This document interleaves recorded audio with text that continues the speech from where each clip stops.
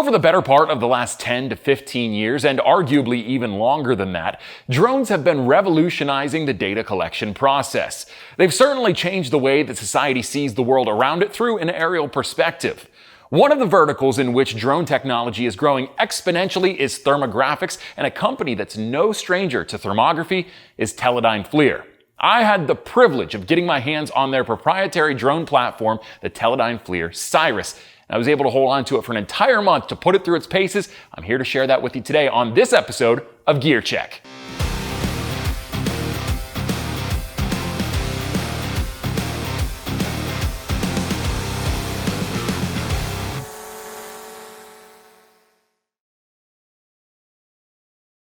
Hey, how's it going? It's Chris the Drone Geek from the Droning Company with another episode of Gear Check. Now that's right, I did get my hands on the Teledyne FLIR SIRAS, and I gotta tell you, I enjoyed every minute of the month that I spent with it.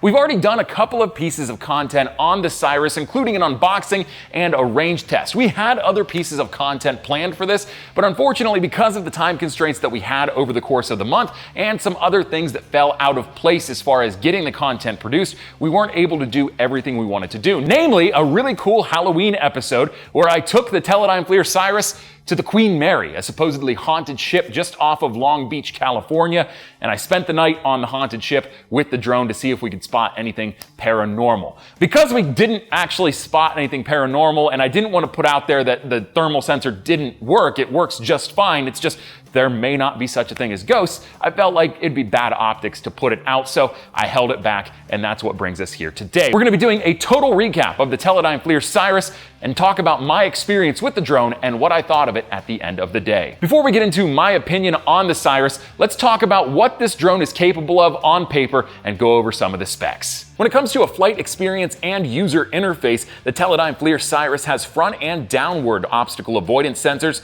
It's also got the ability to return to home when it loses signal or when the battery reaches less than 25%. It has no geofencing, giving the pilot maximum flexibility when flying in any given airspace. It's got an ingress protection rating of IP54 through the airframe controller and its payload. It's got a maximum ground speed of 40 miles per hour or 18 meters a second. Its operating environment ranges from 10 degrees Fahrenheit to 104 degrees Fahrenheit. That's minus 10 degrees Celsius to 40 degrees Celsius. It's also got a takeoff weight of 6.8 pounds and a wind resistance rating of 22.4 miles per hour. That's 10 meters per second. When it comes to the battery, the charging temperature range is anywhere between 41 degrees Fahrenheit and 122 degrees Fahrenheit. That's 5 degrees Celsius to 50 degrees Celsius. It's got a charging time of less than 45 minutes. It does have hot swappable batteries, meaning that you can land the drone without powering it off and swap the batteries out and then put it right back up in the air. And it's got a maximum flight time of 31 minutes. We'll also touch on that later in the video. When it comes to the camera and gimbal assembly, the electro-optical camera, or the RGB camera on board, has an effective focal length of 4.8 millimeters, giving it a field of view of 67 degrees. That same camera has a resolution of 16 megapixels with a 20 megapixel mapping mode and is capable of a 128 times zoom. The infrared camera, or the thermal sensor, has an effective focal length of 13.6 millimeters or a 32 degree field of view. Its resolution is 640 by 512 radiometric with a 5 times zoom. The infrared video frame rate is 60 Hz, and the radiometric features include spot meter, isotherms, and region of interest. These cameras are mounted on a 3-axis motorized gimbal, which has a max control speed of 120 degrees per second.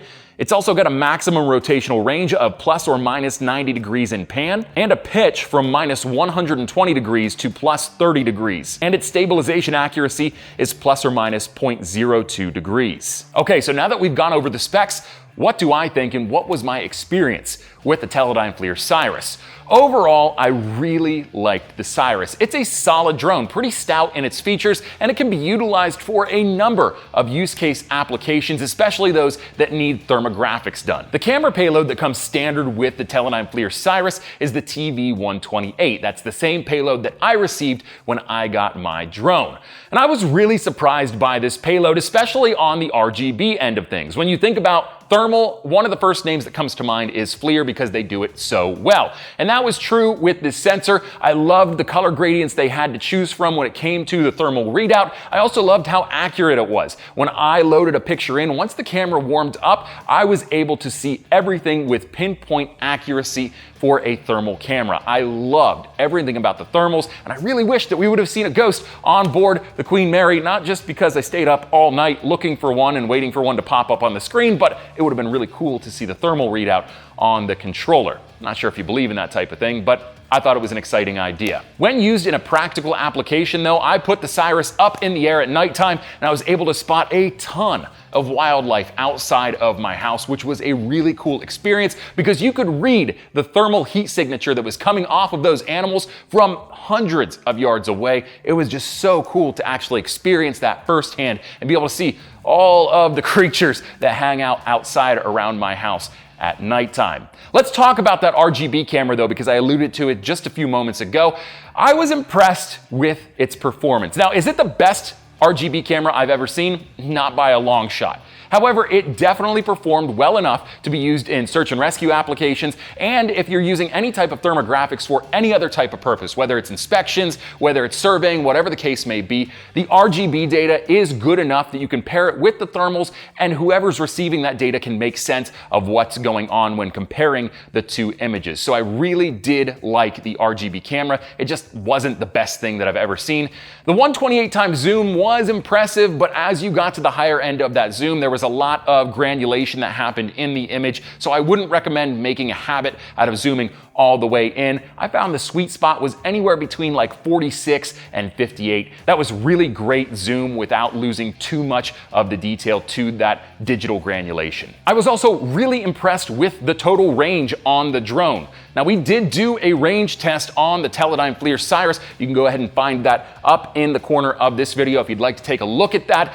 The drone achieved an incredible range, and actually the battery life is what stopped the range test because the signal itself was holding on really nicely. We probably could have pushed it out even further than we did during that range test, but again, I had to bring it back because the battery life was dwindling so quickly. So I'm really impressed with the range, and it's not because you want to fly the Siras too far away, but in more crowded environments, I'm talking Wi-Fi signal, I'm talking tall buildings, metal structures, you name it, it's really important to have a dependable connection, and the Siras showed me that it has a really reliable connection between the controller and the drone. So in a search and rescue application where time is of the essence and it's a very sensitive situation, it's important to have a drone with a connection that you can rely on, and I would say the Siras falls into this category. I've talked to other people that have flown this drone that have not had a similar experience, but as far as I'm concerned, I really liked how far this drone could push and how reliable the connection was during the flights that I had it on. On top of that, the ground control station, the controller, was just such a nice experience. The user interface that they've got built into it is really navigable and very easy to understand. Swapping between color palettes on the thermal side, adjusting camera settings within the settings menu, as well as settings for the drone's flight was a breeze. I loved it. And as an intangible, I'm a bigger guy. I'm 6'3", and so my hands match the size of my body. Being a bigger guy, it's nice to have a larger controller, which is exactly what Teledyne FLIR did with the Siras. It fit nicely in my hands and just felt good during flight. So I really appreciated that. They thought about all sized people when they made the drone controller. That said, the Siras is not a perfect drone by any stretch of the imagination. There are a few things that I think it could be doing a lot better. I'm going to start with its folding design, its compact design. The way that the drone folds is actually a hinge point in the middle of the arms, and it folds up for storage in a way that just isn't practical or easy to understand at first. It took me quite a few times taking it in and out of the backpack that was provided with it to truly get the hang of how the propellers fold in, how the legs fold in, and getting that to be a seamless transition. My next negative for the Siras has to do with the battery life as well as the battery readout.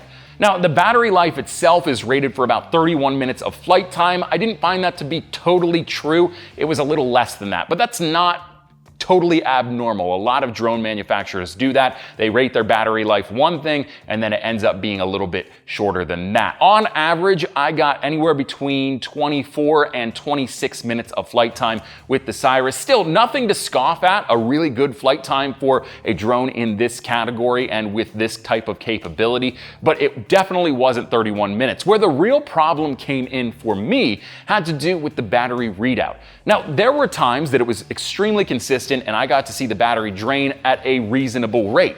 However, there were a few moments during my time with the Cirrus that I saw the battery jump by 10% downward, and that's never a good thing. If I'm flying and my battery is at 50% and then within seconds it jumps from 50 to 40%, that is a gigantic problem. I don't know if it's the batteries that I received with the drone or if it's just some sort of fault in the actual readout programming, but I had to bring it back on several occasions because I saw some inconsistent jumping in the battery life readout, which left me feeling a little bit nervous about keeping it up in the air, especially when you consider the price tag on this drone. My final negative takeaway from my experience with the Teledyne FLIR SIRAS comes in the form of a very off, weird feeling I get while flying it. And I can only quantify that by saying it just feels like it's an unfinished drone, an unpolished drone, and that always sort of wigs me out a little bit. It's a sensation I never quite got rid of while flying the drone, and it's not a lack of experience either. I've been flying drones for 7 years, all different manner of drones. Heck, I fly FPV, which is arguably one of the hardest types of drones to fly. Fact of the matter is, if you're spending $10,000, which is around what the Cirrus retails for, you don't want to have that feeling of, oh my gosh, is this drone gonna stay in the air? And that's all I had while I flew it, unfortunately. All in all, I really liked the Cirrus. Yes, there are some very glaring issues that need to be addressed before this drone is considered polished or finished in my mind, but overall the experience was good for me. And quite frankly, it's sort of a bright spot, especially as we head into an uncertain future when it comes to using Chinese technology in the United States. We don't know what's in store next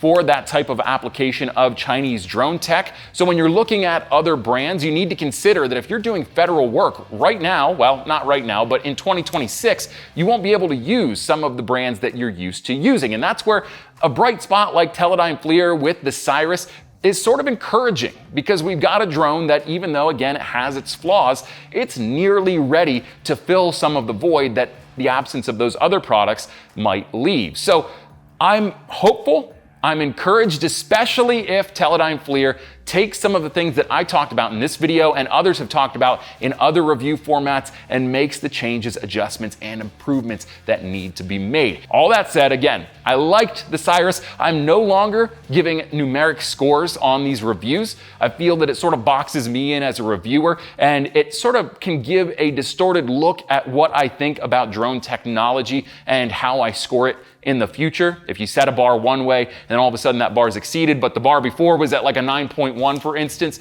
it's hard to bring that score down or find room to bring new scores up as the technology improves. So I'll just leave it at this. I like the Teledyne FLIR SIRAS. There are definitely some improvements that need to be made, but I think if those improvements are made, this drone could be a serious player in the thermographics game, especially from a UAV perspective.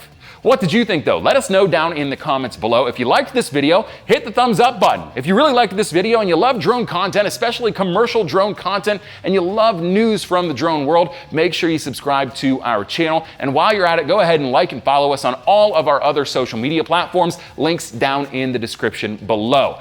Until next time, I'm Chris, the Drone Geek with the Droning Company. Have a nice day.